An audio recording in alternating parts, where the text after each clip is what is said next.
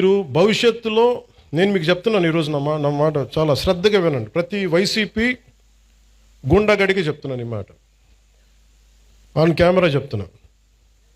ప్రతి వైసీపీ గుండాకే చెప్తున్నా, మీరు కనుక మా ఇష్టారాజ్యంగా చేస్తాం, భవిష్యత్తులో మేము వస్తాం, మా ప్రభుత్వం వస్తుంది, నేను చెప్తున్నా. For example, for an argument sake, మీ ప్రభుత్వమే వచ్చింది అనుకుందాం, తొక్కి నారా తీస్తాను. మీకు చెప్తాను, గుర్తుపెట్టు. ప్రభుత్వాలు రావడాలు పోవటాలు ప్రజల చేతుల్లో నిర్ణయం ఉంటుంది తప్ప వచ్చినప్పుడు భయపడిపోయి, ఇప్పుడు మీకు చెప్తున్నా కదా, 3 సంవత్సరాలు ఉంది. 3 సంవత్సరాల్లో మీకు స్ట్రింజెంట్ యాక్షన్ నేను చూపిస్తాను, మీకు గుర్తుపెట్టుకోండి.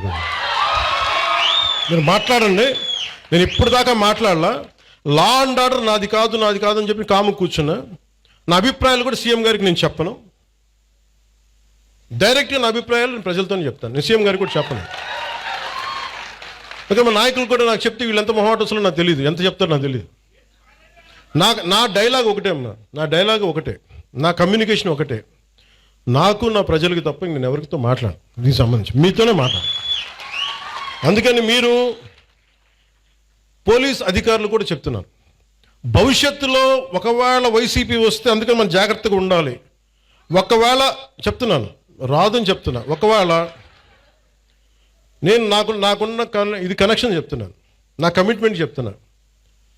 మీరు వెనకేసుకొచ్చారు గూండాల్ని అంటే ఐ విల్ మేక్ షూర్ నేను గుర్తుపెట్టుకుంటాను, మిమ్మల్ని గుర్తుపెట్టుకుని. నేను వ్యక్తిగతంగా గుర్తుపెట్టుకోను. నేను ఎస్పీ గారిని, ప్రీవియస్ కలెక్టర్ గారిని కూడా అడగండి. Not even once I have call them. ఫలాంది చెయ్యండి, చెయ్యొద్దు ఏం చెప్పలా. Do the duty what is needful there, అంతే. అంతకుమించి ఒక్క మాట చెప్పలా. అందుకని చెప్తున్నాను, భవిష్యత్తు రాష్ట్రంలో ఉన్న పోలీసు ఉన్నతాధికారులు ఎవరు, గతంలో మేము వైసీపీకి పనిచేసాం కాబట్టి మా లాయల్టీస్ అక్కడ ఉంటాయి అని మీరు ఎవరైనా ఫీల్ అయితే మిమ్మల్ని నేను ప్రత్యేకించి దృష్టి పెడతాను మీ మీద. అది మీరు ఏ స్థాయి అధికారులు, ఎందుకంటే నాకు వ్యవస్థల్ని నిర్వీర్యం చేసే ఈ రోజున దౌర్భాగ్యపు స్థితి పట్టుకొచ్చారు అందరూ కలిపి. గౌసన్ అనే వ్యక్తికి జరుగుతుంటే ఒక ఎస్ఐ, స్టేషన్ హౌస్ ఆఫీసర్ చేయాల్సిన పని ఎస్పీ దగ్గరికి వచ్చింది, డిప్యూటీ సీఎం దాకా వచ్చిందంటే it's a failure of institutional వ్యవస్థ తాలూకు ఫెయిల్యూర్ అది.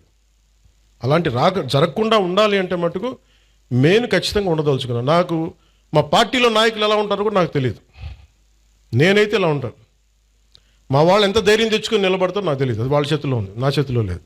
నేను మటుకు మీరు నా జన సైనికులు కానీ, నా వీర మహిళలు కానీ, నాకున్న నిలబడ్డ జనసేన నాయకులు కానీ, నాకు మీరు ధైర్యంగా నిలబడ్డారు, నేను మీకోసం ధైర్యంగా నిలబడతాను. రాష్ట్రం కోసం, ప్రజల కోసం, సగటు మనిషి కోసం.